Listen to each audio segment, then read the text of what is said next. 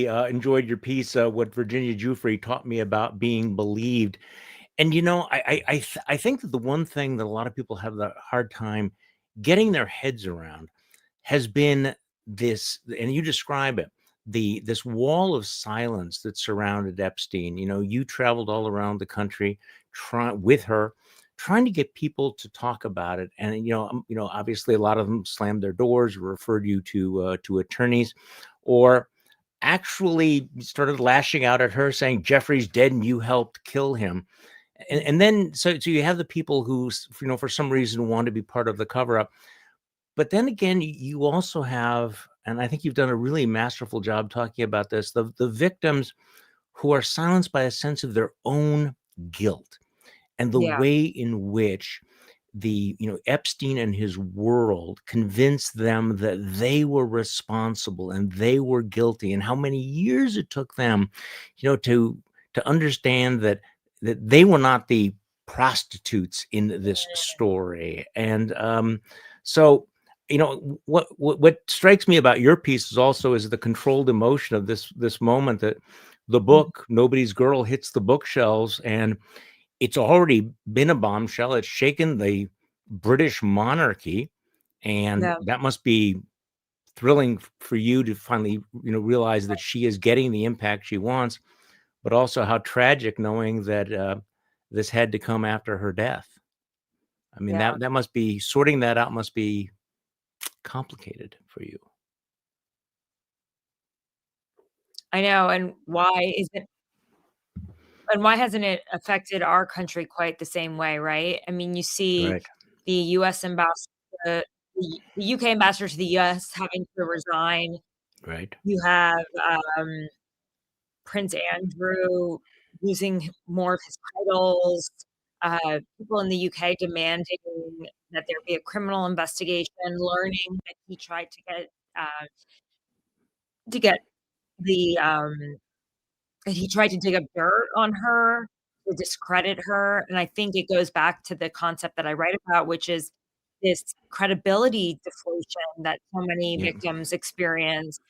And especially when they go up against really powerful men and they're vulnerable women, and they have this credibility inflation because they're famous, because people know who they are, and they end up being re-traumatized by the community, questioning them. And she dealt with this for a decade. But you're right. Epstein manipulated these girls because they were just teenagers. Like, teenage girls can so easily be manipulated. When the FBI agents were coming and trying to get them to cooperate and help them with their stories, help them with their case, Epstein said, "They're coming for you. You're the teenage prostitutes. I'll give you my lawyers." And some of these girls said, "We love Epstein. He's awesome." But they were coming from broken homes. And I think you see that in the case of Virginia Giuffre and the number of times that she was already abused and raped and molested before she even met Jeffrey Epstein, including by her own father, according to her in her book. And so you can understand the type of women that they would prey on. And it's so heartbreaking. To see just how early this started. And I hope that people understand more about the cycle of abuse through this, and that they understand how these girls could be trapped, and that this idea of a teenage prostitute can no longer be a concept. Right. I mean, they're teenagers. And so, this has just been, this has just been a horrific story to be told, but sometimes this is how you break open the dam. And I think Pandora's box has been opened, and there are more men that are not even described or named in this book. But she wasn't out for vindication. She wasn't out to name names. She was really motivated by making sure that this never happens again. And that was like Jane Doe 1, Courtney Wild, who also felt the same way. She didn't feel like she was worth fighting for herself because she was so demeaned by Epstein, told she was a prostitute. But when she read her friend's deposition, she saw the humanity in her and not in herself. And that's when she decided to help the lead prosecutor on the case. But it was all for naught because he got the sweetheart deal. And Alex Acosta never looked at the witness statements, didn't care about the prosecution Never, right. memo. And none of these girls ever had their witness statements. Kash Patel, one of the top law enforcement officials in this country, won't look at the witness statements. Congress won't call these survivors to testify. Why not? They are the files. They know what's in them. They are the truth. I mean, I found that shocking, to read that in your piece, to realize that Alex Acosta, who was the former U.S. attorney, went on to be part of Trump's cabinet, and he was the architect of the first sweetheart deal, admitted he never read the victim statements in the 60-count federal indictment and the 82-page prosecution memo. That the willful uninterest on his part. Kash Patel, has not bothered to read all of those. There was a phrase you mentioned, a phrase that I had not seen before. I read it in your piece. The credibility discount, that vulnerable women are doubted while powerful men get credibility inflation because they don't look like monsters. And your whole story with her is an example of all of that. Is that she tried to tell a story, and you two traveled the country trying to get somebody to acknowledge it. And I think you and I have talked about it before, that really sad story where they visited Epstein's longtime house managers at Wanalessi, where he acknowledged that he met her, remembered, that Epstein liked her, but really didn't confirm anything. But she thought it was a beautiful reunion. You thought he was stonewalling because she just wanted that little bit of acknowledgement, someone to say, I see you, I remember you, I know, I know who you are. That meant so much to her. Yes, because for so long, people have said, like, Prince Andrew, I've never met this woman before. And she's like, look at this picture. It's been doctored. How many men have said they've never met her before? She's on the flight logs with them. You can't lie on a flight log. And it's been really difficult. And I was just on Piers Morgan, and he had on a man who was a defender of the Maxwell family and Prince Andrew. And I just said to him, well, he's like, she liked it. She was a prostitute, And I was like, in America, you can't be a teenage prostitute, That's just not how it works here. And I was showing him a picture from the book. Let me see if I've got the book nearby. Oh, I think I brought it into another room. But there's a picture of her with Naomi Campbell on her 31st birthday. And again, how is this teenager traveling around with two adults, right?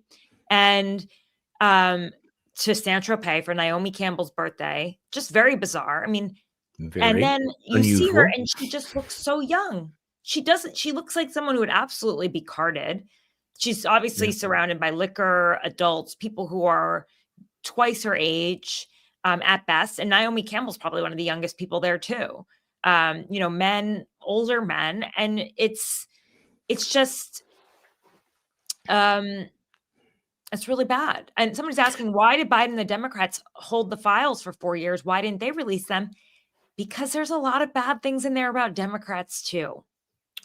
But pretty much everybody. So give a theory. Why is this playing out so differently in Britain than it is here? In Great Britain, they have now stripped Prince Andrew of all of his royal titles. I mean, this is a big thing in terms of the history of the British monarchy. They're obviously taking this very, very seriously. He continues to deny, all of the allegations, and yet there was a massive payout after a civil suit. So you can't be at His Royal Highness in Great Britain if you hung around with Jeffrey Epstein, but in this country, nobody comparable has paid that kind of a price. What's the disparity there? I don't know what it is, Charlie. Maybe it's just like the monarchy. There's a sort of feeling that they're already very entitled, that the British people pay for their lifestyles where they live in these mansions. And, he's still living in a mansion. And they're paying his rent to live there. And there are a lot of people who are against the monarchy. And I do think that there are questions about the fact that there should not be unimpeachable people in any society. And it's I think that's part of it, and Well, we're I guess starting to see that in our own culture. But when you get sort of the irony, this is all taking place at the time we're having these no kings rally, no kings in this country, and yet the man who's related to the king in Britain is paying more of a price than the people here. And Mhm. so we've talked about this before, and I'm sure you've devoted hours and hours and hours to it.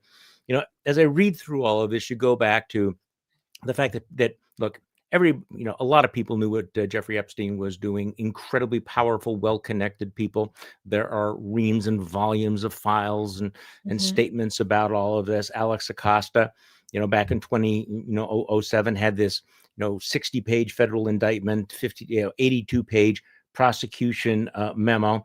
The prosecutor in the case said urged that Epstein face 14 to 18 years in prison for sex trafficking, and yet he kept getting the sweetheart deals, and now he's getting the entire weight of the presidency and the leadership of Congress in covering up for him. What Even in is it death. about, even in death? What part of this story do we not get? There seems to be is there some X factor? Is it just the volume of guys who were molesting and raping these children? Is there something else there? Because you think about the amount of political capital that's being spent right now.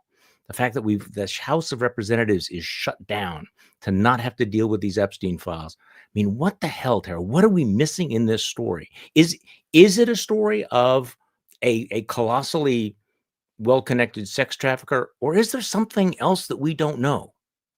I think there's a lot of you're gonna see that he helped the Justice Department on a number of cases, and I think there's Mm, a lot of shame in that case, and he was probably given leniency because of that. We know at least in in the Financial Towers case, it was the largest Ponzi yes, scheme at the time, and his partner, Stephen Hoffenberg, went to prison for the rest of his life. He didn't right. because he testified with the prosecutors. He helped the Bear Stearns case. So he clearly knew how to play both sides of the law. And I think if the Epstein files are released, you'll see that. I think that there is this just sort of handshake, this string holding all these people together that if you do this, the house of cards will fall. Yeah. And it's it's pretty incredible. So tell me Which a is little, why I yeah, think multiple administrations have not gone here. It's too and multiple. yeah, all the way back to George. I guess technically Yeah, 1996 was a Bill Clinton's administration when yeah. Maria Farmer called the FBI and said she and her sister had been molested, and nothing happened. So tell me a little bit more about Virginia.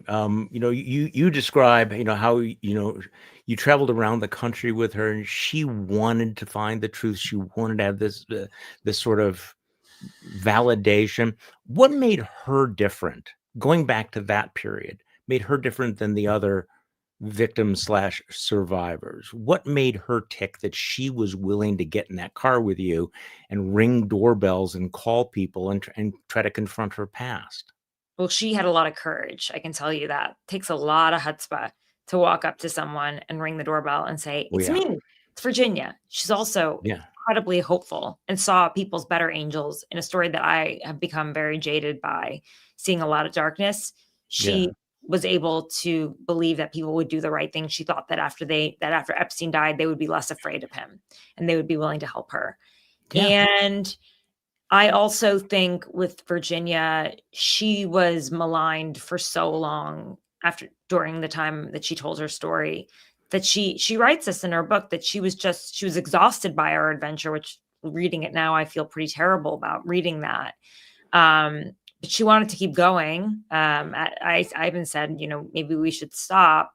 But she, um, I think she just felt like, "Oh, finally, people are listening to me, and I don't wanna miss this opportunity."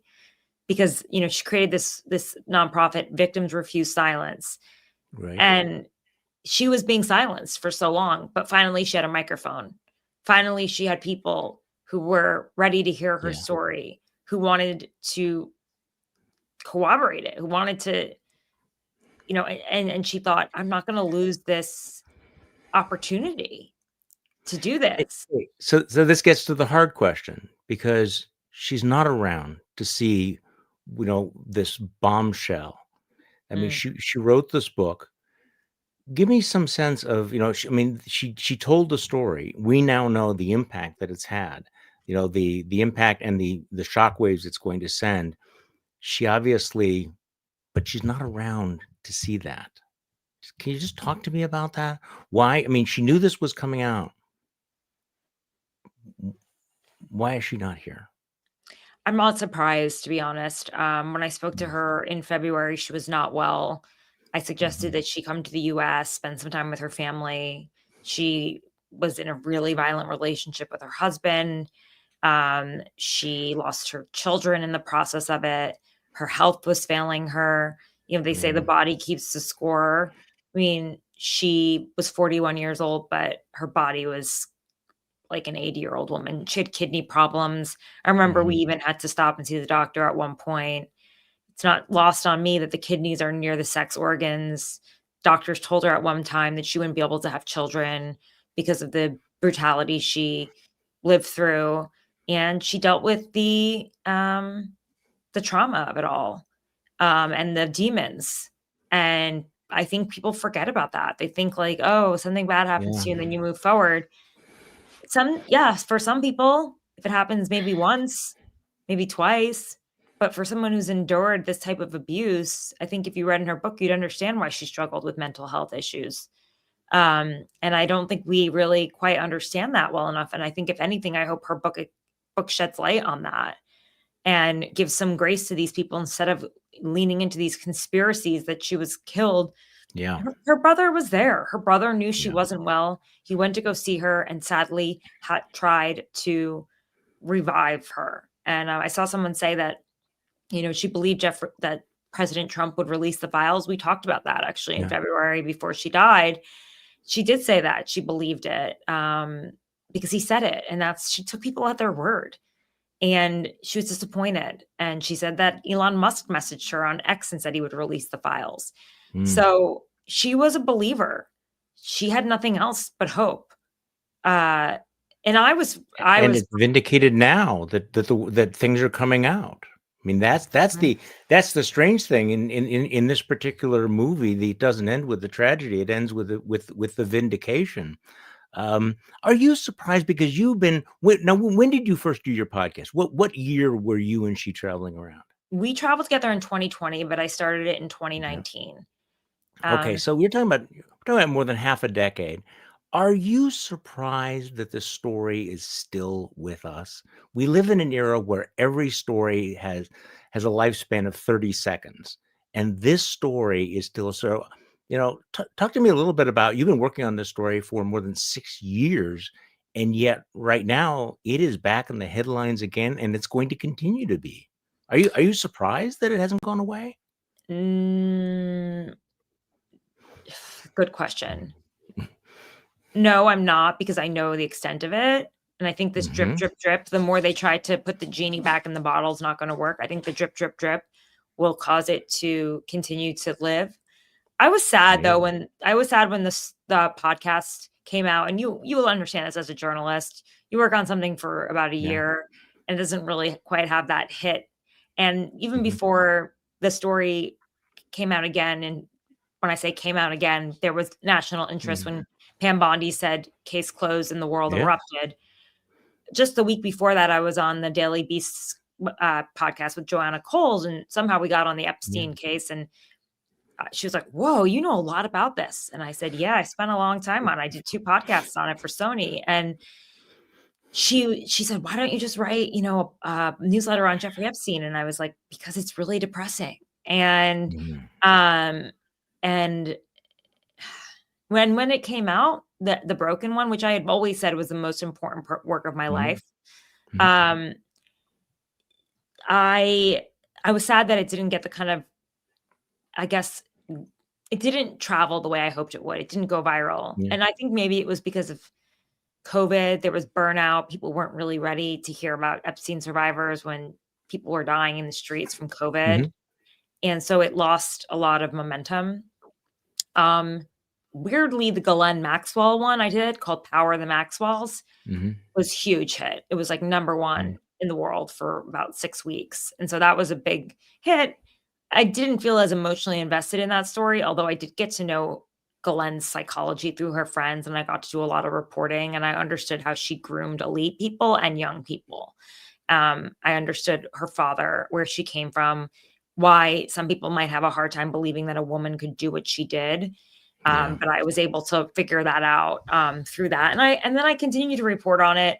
I did a piece for Politico called The Women Who Enabled Jeffrey Epstein, because I was always in shock by all the adult women who spent time with him when he was a sex offender and afterwards, really Right. helping him get reingratiated into society so that he could sit at a table with Prince Andrew at his townhouse and have people like George Stephanopoulos there and, various other luminaries. And there would be no blinking of eyes, Bill Gates, Elon Musk, and that I had to understand as well. And I understood that it was really the women around him that made that possible. And they were respected professional women and even some journalists. And Amazing. yeah, so that was another piece. Yeah. But then the truth is, like, editors didn't really care anymore. And Yeah. it's hard to get your stuff published. Now, as an independent journalist, I can do a lot. When she died, I wrote a tribute to her. I did some reporting. When Pam Bondi tried to say her files were classified, and I Amazing. called her and we talked about it. But otherwise, it was hard. It was hard to break through. But now that I have my independent, news outlet, I can recover it as much as I need to or Well, want and to. those podcasts should go viral now. So we have a few minutes left. I mean, Ghislaine Maxwell, there was a moment there when it looked like she was going to be a key player in all of this, that she was going to, come forward and in return for a pardon from Donald Trump, exonerate him. She got Yeah. moved prisons. We haven't heard much about her lately.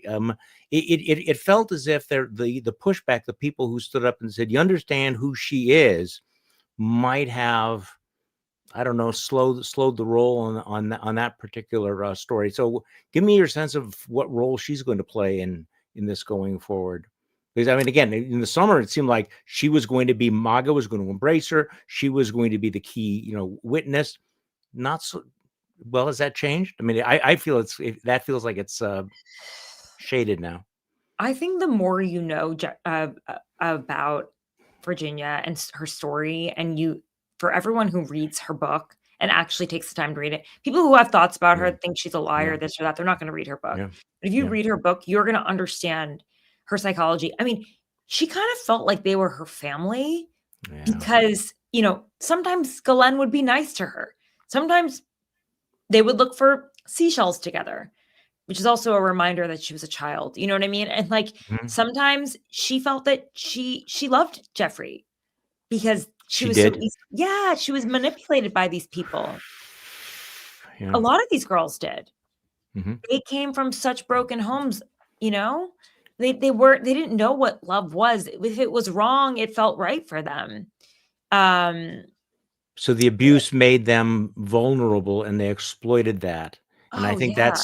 that you've talked about that in the way they pick them up. They pick them for their vulnerability, and then they manipulated and exploited that Yeah, vulnerability to turn them into what Jeffrey Epstein and Ghislaine Maxwell wanted them to be. exactly. And so I think that they looked for broken girls. Mm. And that's what they did, and I think when you see that, when you understand her mentality, you understand who she was that time, even just the pictures, you see what she looked like, I think it will be hard to have any mercy for someone like Ghislaine Maxwell. I think the pardon will cause national outrage. The story is never about the victims, and when I took on this job as the host of the Broken Jeffrey Epstein podcast, it was executive produced by Julie K. Brown, who broke the story Mhm. for Miami Mhm. Herald, Adam McKay, who's an Academy Award winner, Adam Davidson, was a host of NPR, Planet Money, like really respected, amazing people. And we all agreed that this had to be about the survivors.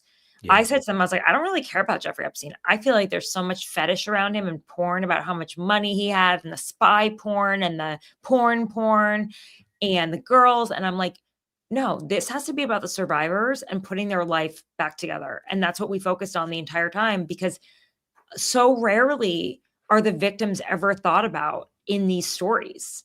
They're afterthoughts.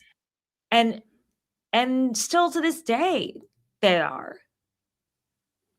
It's as if their testimony isn't actually evidence. That's how they're being treated. For now, but we're going to be hearing from them. I noted the reference to your work in her book. She said, I was so impressed by the team's firepower. And I like that Palmeri didn't give two shakes about Epstein, only about the women he'd hurt. And I think that's kind of that's got to be gratifying to hear that she understood exactly what the priorities were. So thank you for all of your coverage and for letting me talk to you about it today. Oh, no, thank you. This was great. I feel kind of an obligation to keep the spotlight on this, and because it's so obvious that people want to brush it under the rug, and that's how it happens. It is. But Virginia has done so much of the work, and this is a testament to it, this book, how much she has put herself out there. And if you read it, she talks about how hard it is to retell her story over and over again. But this book will live on, and there's nothing more beautiful than the printed word. And I've always believed that, even as a podcaster now. Oh, yeah. I still cherish writing, and I think for her, this will be a huge part of her legacy. And I hope that it is a #1 New York Times bestseller. I know that I bought it on Amazon a few days ago, and I keep getting messages of, sorry, we're experiencing some difficulty. Because I keep saying, where is this, in the warehouse? If we can't get it to you in 2 days. And I'm like, wow, she's crushing it. I'm like, she is crushing yeah, she's crushing it. Her book is like, she's #1 at Amazon. There aren't enough books out there. It is flying off the shelves, and she deserves this. This is exactly what she wants. This is a girl who was beating the drum for so long, and so many women that tell their stories, whether it's Christine Blasey Ford, Anita Hill. I mean, I could keep going. Monica Lewinsky, whoever it is, they tell their stories, and then they're dismissed, and you never hear from them. But Virginia never stopped, and that's powerful. She is really a singular voice, and I'm really proud of her. But I also wonder, where are we today in this Me Too movement? Have we is the fact that our leaders don't feel the need to acknowledge the women in their testimony a sign that we've overcorrected, that we've actually stepped backwards?